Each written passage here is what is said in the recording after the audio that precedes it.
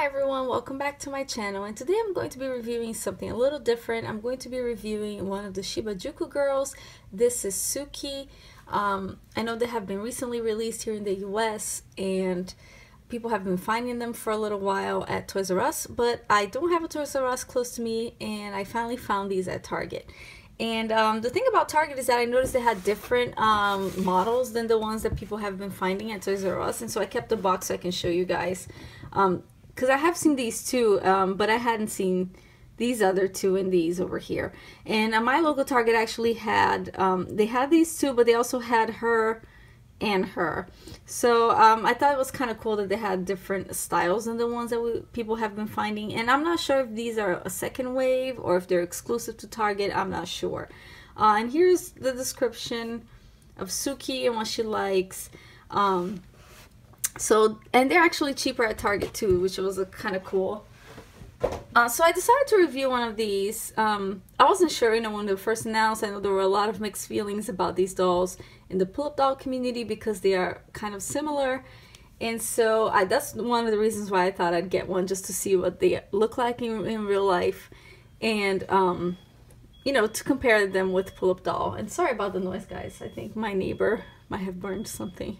So anyway, let's get this review started by talking about what she comes with. So she comes with these hair accessories and this little headphone.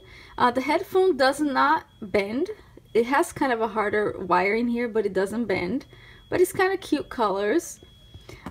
These hair clips are, I think they're kind of big for the doll. I know you're supposed to kind of share them with your doll, but I think they're kind of big. I do like the rainbow one, but unfortunately the strap that was holding it in the box also damaged the hair clip. So you see that thing in the middle there?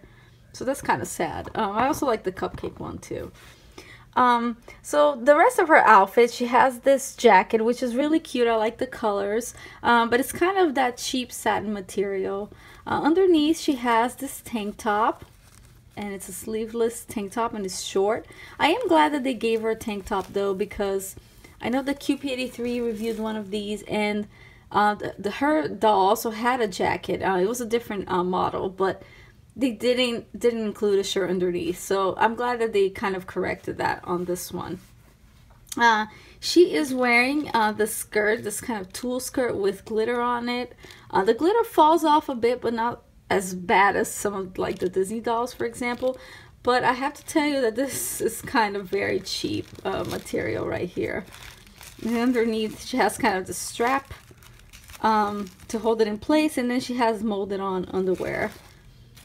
And then she has the socks. These socks I think are the best quality item in this whole outfit. They're really cute. And then the shoes are these rubbery pink shoes. They're kind of a soft rubber. And by the way, the zipper is actually functional, but I don't think it opens all the way down, and it's very small and very hard to move. So I keep it up to here, and if I have to remove it, I'll just slide it down her body because it's just too complicated to open it all the way. And this is what it looks like in the back. So let's talk about the doll herself. So she has these really big eyes, which are kind of like the one thing that kind of gets me by surprise every time I look at her. It's just those big eyes staring at you. And, they cannot move their eyes like Pullips, so she's constantly just looking at you. I don't know. I don't know how I feel about the eyes. I'm wondering if anyone has tried to customize these and maybe change their eyes. I don't think these are glass eyes necessarily, but I mean, they look pretty. I like that they look realistic. I just think that they're too big or something. She does have pink makeup, and I do like the makeup that she has on top of her eyes with the glitter and the pink. And then these are her eyebrows. And then I also like that she has kind of rooted eyelashes. I don't know if you guys can see it right here. And then her wig, it's her hair, because her hair is actually rooted, so it's not a wig. It's very colorful. I like the colors. So she does have a little bit of product here on the bangs and a little bit on the sides here at the front. And I think they did that because of the hair clips that they wanted to put on there. but it's a nice length, and I'll show you guys. So here's the top. It goes all the way down there, and so the top part, there's a lot of pink and blue, and then on the bottom it's more of white color, but it's very soft and it's shiny, and I like it. I think it's pretty nice. It does fall out a bit, but it's not really terrible. And if you look at, so here, just to show you, it's rooted, and her scalp is like painted white. So I'm just curious if anyone has tried to change the eyes, just because she doesn't have a faceplate. So as you guys can see, there's no faceplate, and so I'm just wondering how would one do that. But anyway, so in terms of articulation, she does bend her arm. She can move it like that, out to the side and up and down. Her hand also, you can bend it like that and kind of rotate it. Her head, you can move it side to side like this. She can, of course, sit down, and her legs, you know, she's kind of ladylike, so she doesn't open up her legs like that. And then her knees, you can also bend her knees as well, which is really nice. Her ankles, you cannot, they're not articulated.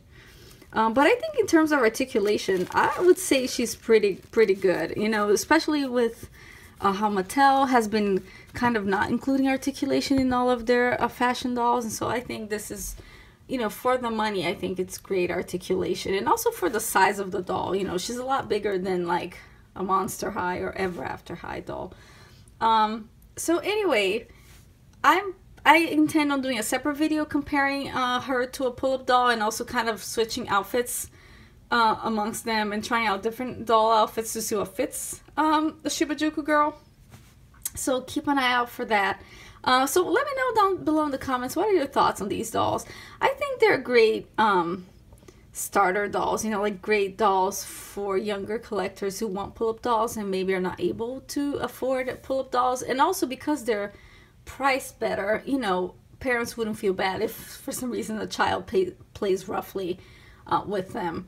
So I think I'm not completely against these dolls. I think there are a lot of people who are a little bit upset, saying that, you know, she was a ripoff of Pullip, and I will talk about it when I compare it with a Pullip doll, so you guys can judge it for yourselves and let me know what you guys think. But anyway, so that was my review of Suki. Thank you so much for watching, and I'll see you next time. Ciao!